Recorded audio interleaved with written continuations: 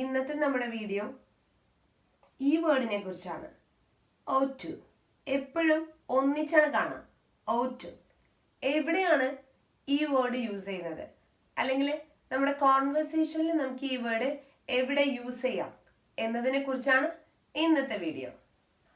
O2 പ്രധാനമായും നമ്മൾ use ചെയ്യുന്നത് നമ്മുടെ കടമ അല്ലെങ്കിൽ നമ്മുടെ ഡ്യൂട്ടിയെ കുറിച്ച് സൂചിപ്പിക്കാനാണ്. അതായത് അതിൽ പറയുന്ന കാര്യം, ആ സെന്റൻസിൽ പറയുന്ന കാര്യം നമ്മുടെ കർത്തവ്യമാണ് എന്ന രീതിയിലാണ് O2 യൂസ് ചെയ്യുന്നത്. അപ്പോൾ സെന്റൻസ് നോക്കാം. സെന്റൻസ് നോക്കിയേ. നിങ്ങളുടെ മാതാപിതാക്കളെ നിങ്ങൾ ബഹുമാനിക്കണം. നിങ്ങളുടെ മാതാപിതാക്കളെ നിങ്ങൾ ബഹുമാനിക്കണം. ഇത് നിയമം എന്നതിനുപരി നമ്മളുടെ ഒരു കടമ കൂടിയാണ്. നമ്മളുടെ പാരൻസിനെ നമ്മളാണ് റെസ്പെക്ട് ചെയ്യേണ്ടതും കെയർ ചെയ്യേണ്ടതും. അപ്പോൾ ഇത്തരം സിറ്റുവേഷനിൽ ഒരു മോറൽ ഒബ്ലിഗേഷൻ കാണിക്കാൻ വേണ്ടിയിട്ട്, നമ്മളുടെ ഒരു കടമ കാണിക്കാൻ വേണ്ടിയിട്ട് അവിടെ നമുക്ക് O2 യൂസ് ചെയ്യാം. അപ്പൊ എങ്ങനെ എഴുതാം? You O2 respect your parents. You ought to respect your parents. നിങ്ങളുടെ മാതാപിതാക്കളെ നിങ്ങൾ ബഹുമാനിക്കണം. അടുത്ത സെന്റൻസ് നോക്കാം. നീ ചെയ്തതിന് നീ മാപ്പ് പറയണം. ഇതും ഒരു ഡ്യൂട്ടി പോലെ തന്നെയാണ് അല്ലേ? ഡ്യൂട്ടി അല്ലെങ്കിൽ നമ്മളുടെ ഒരു റെസ്പോൺസിബിലിറ്റിയാണ്. നമ്മൾ ചെയ്ത തെറ്റിന് നമ്മൾ മാപ്പ് പറയാ എന്നുള്ളത്. ഇത്തരം സിറ്റുവേഷനിൽ നമുക്ക് O2 യൂസ് ചെയ്യാം. എങ്ങനെ എഴുതാം? You O2 apologize. മാപ്പ് എന്നതിന് apologize. You ought to apologize for what you did. For what you did.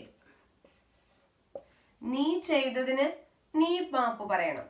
You ought to apologize for what you did. നമ്മൾ ചെയ്ത തെറ്റിന് മാപ്പ് പറയുക എന്നുള്ളത് നമ്മളുടെ ഒരു മോറൽ ഒബ്ലിഗേഷൻ കൂടിയാണ്. അപ്പൊ നീ ചെയ്ത തെറ്റിന് നീ മാപ്പ് പറയണം. O2 യൂസ് ചെയ്യുന്ന മറ്റൊരു സിറ്റുവേഷൻ ആണ് ഒരു സജഷൻ പറയാ, അഡ്വൈസ് നൽകുക, അല്ലെങ്കിൽ ഒരു റെക്കമെൻഡേഷൻ കൊടുക്കുക. ഇത്തരം സിറ്റുവേഷനിലൊക്കെ നമുക്ക് O2 യൂസ് ചെയ്യാം. സെന്റൻസസ് നോക്കാം. സിറ്റുവേഷൻ നോക്കി. നമ്മളൊരു പുതിയ റെസ്റ്റോറൻറ്റിൽ പോയി. അവിടുന്ന് കഴിച്ച ഫുഡ് നമുക്ക് നല്ല ഇഷ്ടമായി. നമ്മൾ തീർച്ചയായും നമ്മളുടെ ഫ്രണ്ട്സിനോ റിലേറ്റീവ്സിനോ അത് സജസ്റ്റ് ചെയ്യും അല്ലേ? അപ്പോൾ ഇത്തരം സിറ്റുവേഷനിൽ നമ്മൾ പറയാം, നീ പോയി ആ ഫുഡ് കഴിച്ചു നോക്കണം, നീ അതൊന്ന് ട്രൈ ചെയ്ത് നോക്കണം എന്ന് പറയാറുണ്ട്. ഇതെങ്ങനെ പറയാം നമുക്ക്? You O2 try this food. You ought to try this food. ഇത് നമ്മളുടെ ഒരു സജഷൻ ആണ്. നീ ഈ ഫുഡ് ട്രൈ ചെയ്ത് നോക്കണം, ഇത് നന്നായിട്ടുണ്ട് എന്നുള്ള രീതിയിലാണ് നമ്മളിത് പറയുന്നത്. ഇതേ കാര്യം മറ്റൊരു രീതിയിൽ നമുക്ക് പറയാം, ഷുഡ് ഉപയോഗിച്ച്. എങ്ങനെ? യു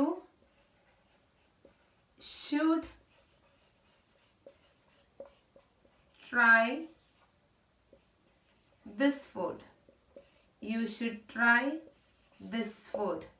ഈ ഫുഡ് നീ ട്രൈ ചെയ്ത് നോക്കണം.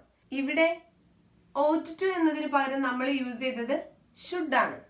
രണ്ടും ഒരേ രീതിയിൽ തന്നെയാണ് ഉപയോഗിച്ചത്, ചെറിയൊരു വ്യത്യാസം. O2 കുറച്ചുകൂടി ഫോർമൽ ആൻഡ് റിട്ടൺ ലാംഗ്വേജിലാണ് നമ്മൾ യൂസ് ചെയ്യുന്നത്. എന്നാൽ അതേ കാര്യം ഇൻഫോർമൽ ലാംഗ്വേജിൽ പറയുമ്പോൾ അവിടെ നമുക്ക് ഷുഡ് ഉപയോഗിക്കാം.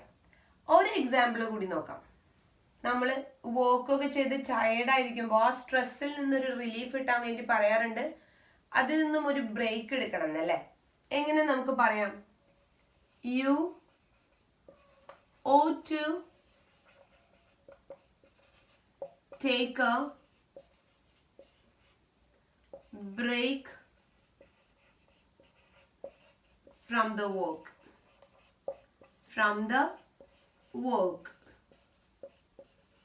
ഒരു അഡ്വൈസോ സജഷനോ ഒക്കെ പോലെയാണ് നമ്മളിത് പറയുന്നത്. You ought to take a break from the work. നീ ആ വർക്കിൽ നിന്നും ഒരു ബ്രേക്ക് എടുക്കണം. ഇത് വളരെ ഫോർമൽ ആയിട്ടാണ് നമ്മൾ പറയുന്നത്. ഇത് തന്നെ നമ്മൾ വളരെ ഫ്രീ ആയിട്ട് ഒരു ഫ്രണ്ടിനോട് പറയുകയാണെങ്കിൽ നമ്മൾ എങ്ങനെയാ പറയാ? You should take a break from the work.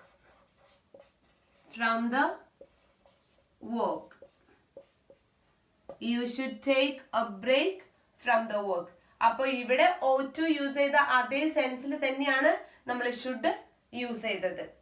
അപ്പോൾ ഇന്നത്തെ നമ്മുടെ വീഡിയോ O2നെ കുറിച്ചായിരുന്നു.